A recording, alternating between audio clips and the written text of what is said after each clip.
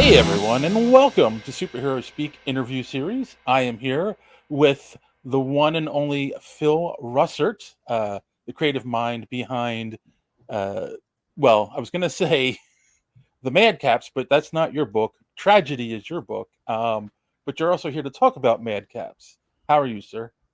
Good, thank you. Yeah, Madcaps is an IP, someone else's IP that I publish, but yeah, absolutely. It's currently on Kickstarter now.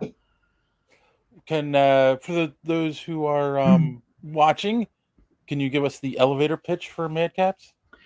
Sure. So, Madcaps is the story of four comrades that have joined together again after being away from each other for a long time in a village in a D&D fantasy setting, to find out that there's a nefarious force causing trouble in the village, and they are going to go out and thwart this nefarious force. Basically, it I like the book because it has a different story to it. It's not just typical D&D fantasy. It has D&D Mm-hmm. fantasy characters. It's in that world. It deals with magic and monsters, etc. But it also deals with a drug that was brought in that's kind of making people zombies. And there's a reason for Okay. that will be revealed by the end of book 3, which is definitely D&D. Cool, cool. And who's the writer behind that? So his name is Ray Jameson. He's from Canada. He goes by DM Ray on Facebook. He's a big RPG or a big D&D fan, and he basically had done a campaign with some friends and kind of came up with this story, Oh, through that process. And then he was like, I always wanted to write a comic. And over the past year, he's been really putting his heart and soul into producing a really professional looking book and a really interesting story. And I think he's done it, and he's done a great job. cool. And Filbo Comics, is that your Yeah, it's my company's Philbo published? Entertainment Promotions, but Okay, I have Philbo Publishing as publishing. a subsidiary. Yeah. Yeah, yeah. And that is, I guess that's you're doing it through that. How did you guys hook up to for him to give you the Um, idea? well, I accept submissions on our website for IPs to publish, for artists to hire, etc., as other publishers do. And he reached out to me and pitched his IP, and I need to see final pages. So when he first came to me, I was like, well, get me some final pages because I it sounds interesting, but I Hmm. need to see what the work is going to look like because there needs to be a professional standard. I don't mean that like looking up my nose, but Right. if I'm going to slap my label on it, it has to have a professional standard. So he came back very soon after and sent me 3 completed pages. I mean, he's got Dan Kemp, the colorist on Spawn, for like 100 issues, which Mm. he's a pro, and the colors popped, and the art was solid. The sequential storytelling was there. The letterer is a pro, Micah Myers. So I was like, yeah, we'll do this, and Cool, we worked out a contract, and here we are. cool, cool. So is that so? First, let's back up a little bit. Comics, is that something you always wanted to do? Well, I'm a 51-year-old guy, and when I was growing up, and it was unheard of. You didn't think you'd be able to do comics. It was like thinking you're going to make a movie, right? And Right. work with Morgan Freeman. So I never really thought of it.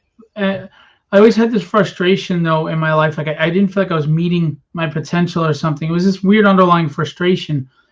And in 2021, I got very ill, and I was in the hospital for a week and in bed for 6 weeks, and it was actually almost fatal. Mm. And I just started writing, and I didn't look back. I loved it, and the more I have been writing and creating these stories, I've noticed that frustration is gone.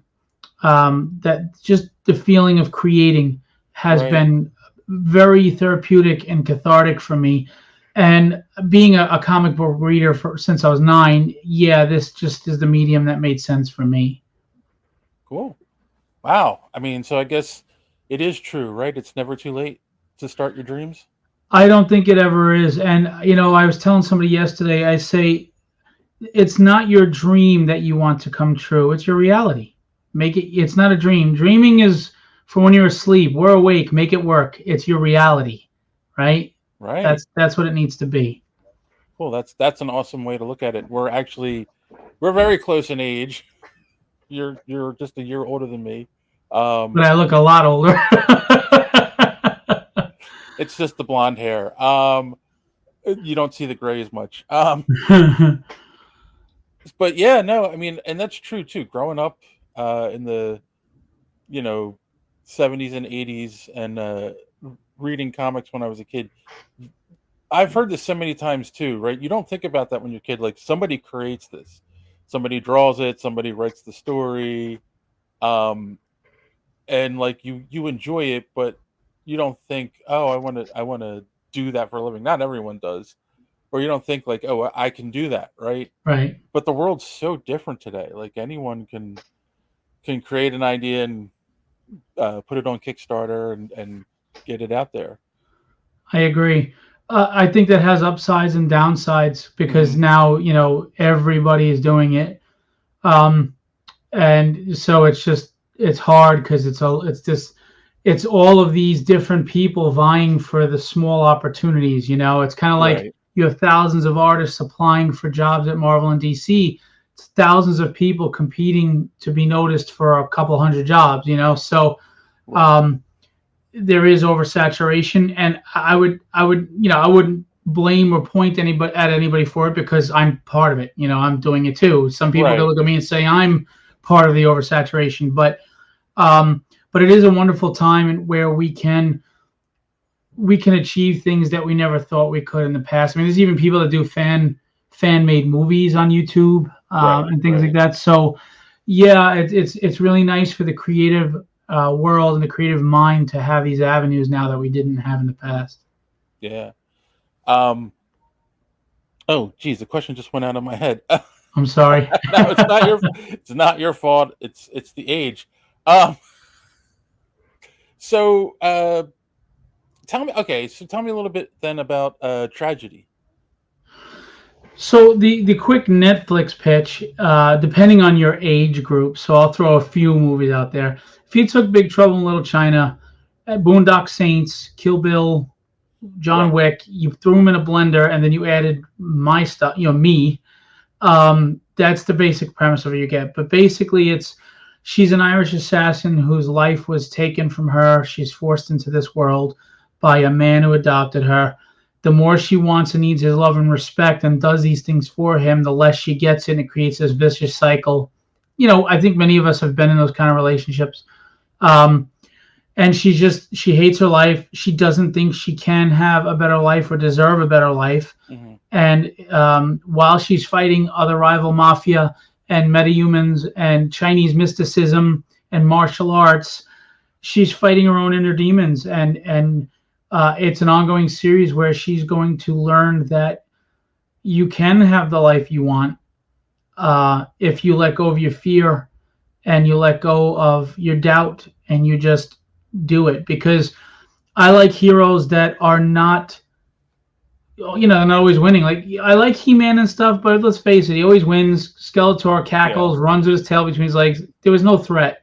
But you Right. look at Rocky, and Rocky, people. I think a lot of people miss this. Rocky wasn't looking to win that first fight with Apollo. He said, "I just want to know that I could stand toe to toe with the best, and that when that bell rings at the end, I'm still standing, and I took everything he had." And Right. I think that's all of us. We're struggling. Life is a fight, and there's days where we just don't want to get up and face it, but our strength is we do it anyway. And I like to write stories about heroes that are fallible, that fall.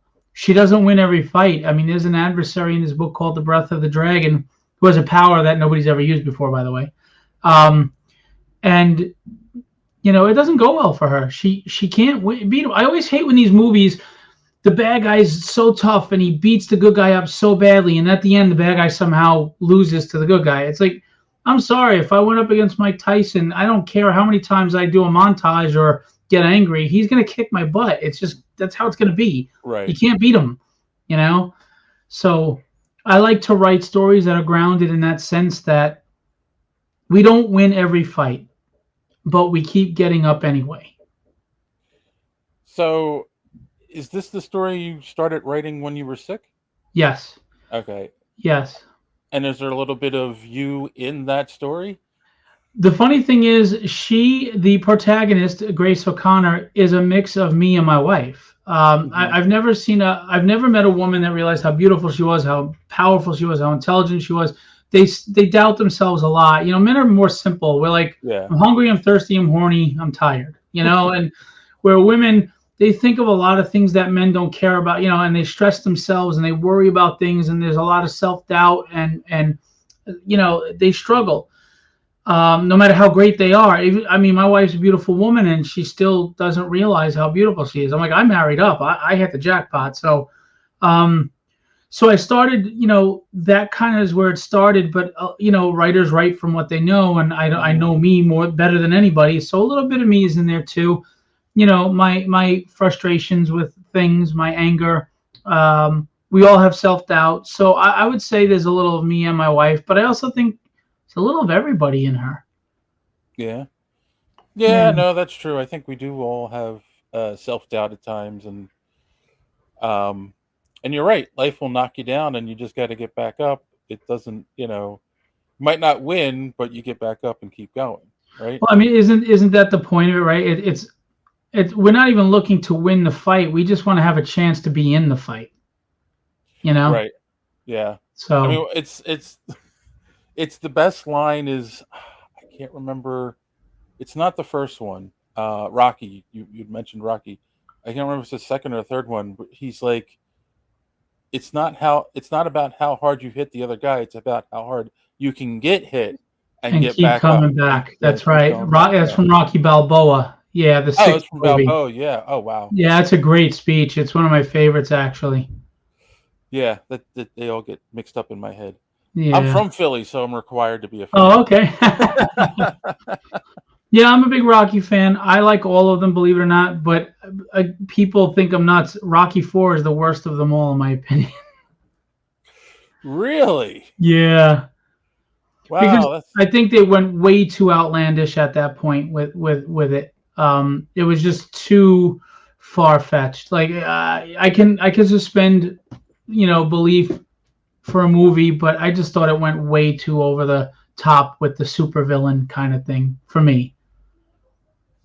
Yeah, when I was a kid and I watched it, I didn't think of it that way, but as an adult, yeah, it's like he's a supervillain. It's not Yeah, like it's I mean, not Clubber Lang. He started to be a bit of a supervillain, but at the same time, he was just this raw boxer, though. So at least there was right. still that element of he's just an animal in a ring. He's just a raw boxer, and he's a beast. Right. But when you get to 6'7" Drago, and he's lifting a man up with one hand up over the ropes, and he punches like 5 billion pounds a square inch. It's like, I'm sorry, but Rocky would have been Pope. It no, And no. And then killing off Apollo was a no for me. That was bad.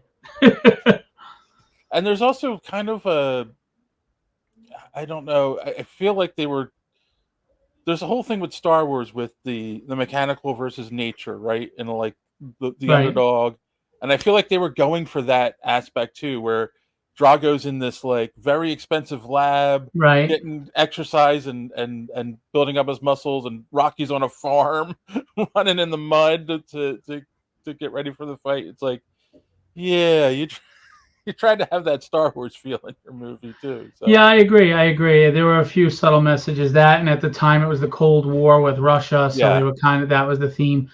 But yeah, I mean, it was corny to me, but and a lot of people don't like Rocky Five, but I thought it was a good follow up, putting him back to his roots and the fact that yeah, he had brain damage because that man was so strong. I mean, how do you not? So right, right. I thought I liked Rocky Five, and I thought it was a nice departure to have him just in a street fight, But some people didn't like it. Yeah. Um, so going back to tragedy a little bit. Sorry. No, no, hey, I'm the one who did it too. I love Rocky, so um, you currently have 5 issues out or 5 chapters. Yes, I call them chapters because for me, tragedy is a saga. It's more than just issues. You know what I mean? it's chapters of a life, right? We all have chapters in our lives, and I just wanted something that was a little more episodic in sounding. So five, yeah, number six is coming out very soon. A Kickstarter. We have a Mark Bagley cover for it, so I'm Oh wow. excited. Yeah, it looks great. It's being colored as we speak. Um, I work with a lot of. I used to run conventions here in New York. I'll get back to it eventually, but so I've developed really, and I'm also a big art collector, as you can see. So I've developed a lot of relationships with well-known artists, established artists in Marvel and DC and Dark Horse, etc. So I'm fortunate that they work with me, and I get cover art from a lot of people. I've had Bill Sienkiewicz, David Mack, Chris Picciolo, Will Spatasio, Scott Hanna, a lot of people. So Oh, um, I know Scott. Yeah. yeah, Scott's a great guy, Yeah. and Pam. It's Hmm. just it's a dream come true for me because as that kid who picked up John Byrne and Chris Claremont's X-Men 115 off the spinner rack Yep. and was just wowed to the image boom and seeing Wils's Wetworks and everybody to be able to say I'm working with them. I mean, am I in their level? No, but to be able to say that I'm working with them and they respect me and my IP enough to want to be a part of it. Hmm. That is it's very humbling, and I'm very grateful, and it's exciting. I'm a kid in a candy shop, but I know when to take the role of the owner of the candy shop. You have to make sure you can manage that. Can I ask what some of the cons are that you organized in New York? Oh, they were mine. It was called the Suffolk Comic and Art Expo. I've had Adam Kubert and Larry Stroman, and I've had Jim Steranko, and big names, a lot of huge names at my shows. I've had Scott Williams and Alex Sinclair and Mark Bagley, etc. So I ran it 3 years in a row. Then Okay. COVID hit. I had a Ah. yeah, I had a small satellite show, Koi Pham and Sean Chen and a bunch of people, and I got away from it for a while because my heart's been into the publishing and the creating. Right. Um, and then I'm just looking at shows right now, and with the economy, everything is just outrageously expensive. And I want the key about my shows was even the little guys, so to speak, they all did well at my show because I tried to keep my prices down and I catered to comics and artists. Um, but it's going to be difficult for me to do that and get big names. They're all reps now, and these reps want ridiculous amounts of money, and Yep. it's just for me to fork over the money to put on the quality of show that I want to run. I'd have to charge a lot more per table, and I don't want to do that because I understand the struggles that artists and small publishers go through, and I want you to make money and thrive. I don't want you to walk away going, man, this was a money pit. No, no, I hear you. I have friends who are small creators, and they talk about how much the prices have gone up in the last couple of years, and how like they have to split tables or they're not going to make it, or they have to go with a publisher who can get a table Right. for them or a rep. But yeah, like 'cause they can't afford it themselves anymore. It's kind of sad. I mean, but unfortunately, that's also the economy right now. Everything has gone up. So I agree, but I also think the industry is going to self-correct soon. I think the bubble's going to burst, and we're going to comics are never going to die. But I do think we're going to see a change in the industry practices yeah. because it has to change. Everything has to evolve at some point, and right now I don't think it's working anymore. Not in the current climate. No, I kind of think. I mean, I've been doing this for 11 years now, and I've seen this coming. I think the real future is in what you guys are doing, in the indie creators who are using Kickstarter and those kinds of ways. Like, because it used to be, uh, here's my idea, and you have like maybe a prototype or something, or a little bit of something done, and you get it funded, then you create it. Now a lot of creators, they have the book done, Right. right? And it's basically just using Kickstarter to sell the book. Right. And It's used as a distribution center and hub. Yeah. exactly.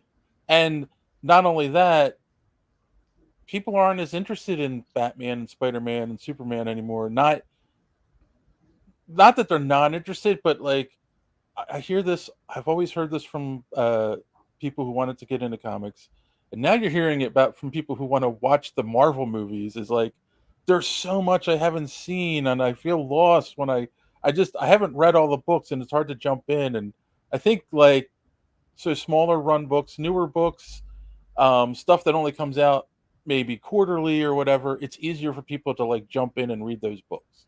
You Well, I know, mean, think about it. How many stories can you tell of Batman after 1,000 issues? You know, I mean, right? you've told it all. You've said it all. At this point, you're just milking it to keep going. And it's like, what's his name? Who did Invincible? Kirkman, Kirkman. Thank you, Robert Kirkman. I respect, as much as I loved Invincible and hated to see it end. I loved and respected that he said, "Look, I told my story. I have nothing else to tell. I'll just be right? milking it from here." Um, I really appreciate that, and that series ended on a high note, as good as it started, if not better, because the man understood the power of not milking the character to death. You tell your story, and then when Hmm. you have nothing else to say anymore original, you've got to move on. You know, maybe you revisit it someday, but it's time to move on. And you know, what do we have, 1,500 Batman issues now, or 12, 1,300? I mean, Something like that. Yeah. how many more stories can you tell? You know, and then they get desperate, like with Spider-Man, they go into the Spider-Verse, which I think Spider-Verse was a terrible idea. I think it ruined the character, in my opinion. Um, you know, you lose the authenticity of a character when you're just going to make 50 different versions of them, in my opinion. And then Right. when there's an alternate universe timeline thing, you also get rid of the stakes, right? Because you can always reverse the timeline, go to a new one. Yeah. Death means nothing, you know. No, no, exactly. That's why I think, um, and I think that's Robert Kirkman. I think sees the writing on the wall. I think a lot of creators understand that now. I mean, there's still people that they dream of writing Spider-Man or they dream of having a sequential book, go on for years. But yeah, eventually you're like, wait, what more can I do to this character? Right? And let's go ahead. No, I was agreeing with you. Uh, and then to follow up on that, to go into that, do you have a plan for tragedy? Like, do you have an end in sight? Do you know how far you want to go with it? So I currently have 29 scripts written. I have story ideas, original concept ideas, to at least through 75 issues right now. Wow. Um, Okay. but I do know what the ending. There is going to be an ending to the book at some point, and I do know what the ending is going to be.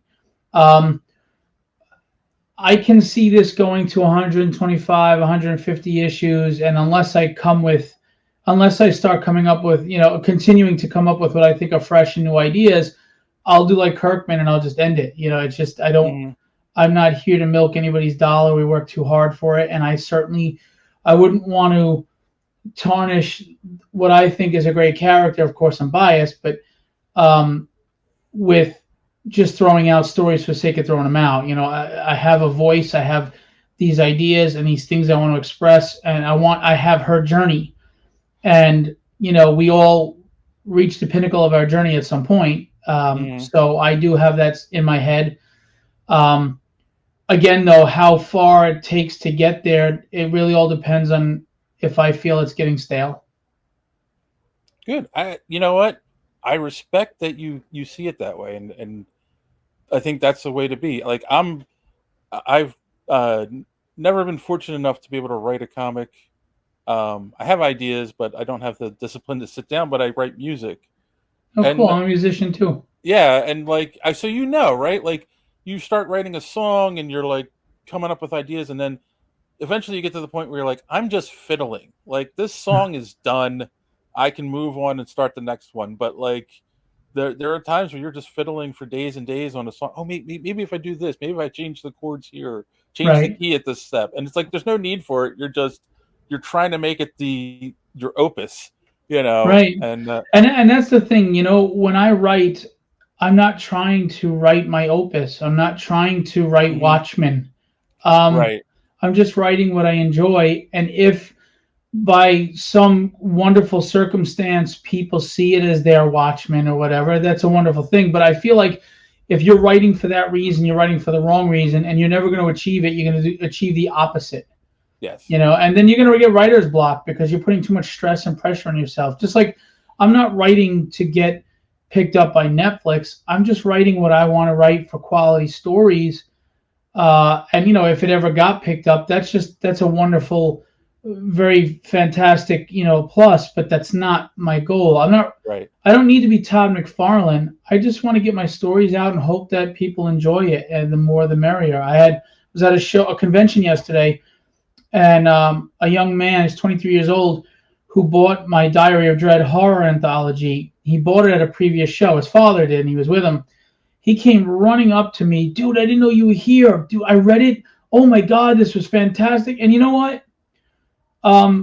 Whatever money I made at the convention really wasn't bad, but none of it compared to that positive interaction that young man gave me. You know, to know that someone out there spent their hard-earned money at the job that they're probably not happy with for my creation, my ideas, and what I did resonated with them and helped take them away from the harshness of reality for a little while is the most humbling, flattering, amazing thing that I could ever ask for. And I've been very fortunate to have a few of those interactions, and I'm very grateful to every one of them because, you know, you're putting your heart out on the table for people when you put these stories out, and you know, not everybody's going to like everything, and they could be cruel. You know, you never know if you're going to get trashed or what. But I've been very fortunate. There's a lot of people that love my writing and love what I'm doing, and the characters are resonating with them.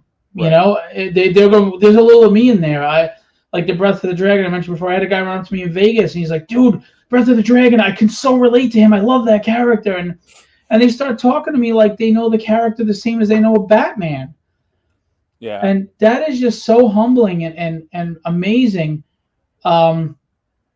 That's to me what it's about. I mean, would I like to be able to make enough money to do this for a living where I don't have to work my day job? Of course. But I don't need to be rich. Just if I'm not worried about money anymore, you know, I'm not stressing over paying my bills and I could be home creating, I'm the richest man in the world. So that kind of leads me into another question, and I'm kind of curious. So you've been around the industry for a while, right? Because doing the conventions, you obviously talked to a lot of people, met a lot of people, and then you know you got sick, and then you started writing, and now you're here. What's something you learned along the way of creating a comic for the first time that maybe surprised you about the industry? There was a lot of things I learned. I mean, I would just simple things from really learning how to write a script properly for an artist to interpret to how to run the business side of things and pay artists in a way that protects both of us. NDAs, copyright, trademark. There's just a lot to learn. You know, how to format a book and get it ready for print. I mean, you know, how to set up a Kickstarter page, marketing, honestly, just everything. You know, look, I love writing. I love putting out comics, and it is a fun thing. But at the end of the day, it's business, and there's professionalism that's involved, and there's knowledge you have to obtain. And I think the one downside, not to bring it to negativity, but the one downside of anybody can make a comic now is a lot of people, I don't think they're understanding what's involved in it. And I want my comic out because it's fun. Okay, but there's money involved, and there's so many other people involved in creation that you're dealing with egos, personalities, different talent levels. You're dealing with money. You're dealing with people's livelihoods. You know, it can get intense, and we have, like I said before, you have to understand when to be a fan and when to be the guy running the store, because you can't be both at the same time, but you can toggle between the two, I think, as long as you know when. Yeah, it's number one, you're reminding me the way you're talking of like when I was in a band many moons ago, and yeah, dealing with egos and uh, You know. money and personalities. But the other thing is, you reminded me of what I was going to say earlier that I forgot was the professionalism. I think as kids, I get it because as a kid growing up in the 80s and loving comics and getting to this point where now I'm creating it, you love the medium. Like you loved the medium so much before you actually started doing it that you know what you like, you know what you don't like, but you also know what the comic should look like and how it should feel, and like you want it to be professional. Like that was getting back to Madcaps. Is that yeah? Like I get it, right? Like you're also putting your name on it, so you want it to be good, but like you want other people to enjoy it, and you know, I think you kind of know like what people are going to gravitate to and what they're going to be like, eh, And that's the thing, when you're running a business, you have to have your nose to the grindstone. You have yeah, to know what the flavor of the month is and what people like and what's in, what's out. I'm not saying that you have to write and cater to that, but it's good to understand it, because like there's some people like, oh, my book didn't sell well and I don't understand why. It was about, Super Cat taking a dump. Well, what's, write it if you want to write it and put it out there, whether it's for 5 or 10 people, and enjoy it. But if you're thinking you're going to be Todd McFarlane with the book, you have to look hard at, is there a demographic for that? right, What is your demographic? Who are you right, targeting with this story? yes, agreed. All right, it's wow. I tried to keep these to about a half hour, so um, I guess the most important question to ask you is, and there'll be a link for the Kickstarter down below. But where can people find you, your company, and your books online? So, and I have to update the website. Forgive me, I haven't. My father just passed recently. I've been behind Hmm. on things, but www.filboentertainment.com. You can buy the books. There's a lot of stuff on. There's art. There's other stuff to buy. To find me, I do most of my marketing and promotion off my personal page of Facebook because of the way the Facebook algorithms work. But I have several pages. There's Phillip Russert on Facebook, Phil Russert on Instagram, Philbo Publishing on Instagram, Philbo Publishing on Facebook, Tragedy the Comic on Facebook, and from my show CreatorCon, which was going to be my new branding, which I didn't get to yet. I have a CreatorCon there. And I have my YouTube channel where I interview a lot of people, from Kevin Eastman to Eric Larson to Chuck Dixon to whatever. And that's CreatorCon event on YouTube. So those are the places you can reach me. Cool, cool. I'll try to link most of those down below as Thank well. you. And the question that we normally like to end on is, how do you measure success? Um, if you can spend the majority of your days doing what you love with the ones you love, I think that's success. Bravo. I feel exactly the same way. So, yeah, awesome. Well, that is a great answer, and thank you again for doing this. This was a pleasure. Definitely see us talking again in the future. Yeah, thank And you so much for having me on. It was fun. all right. And for everyone else watching, as always, thanks for watching. Don't let your cape get caught in the door. See you next time.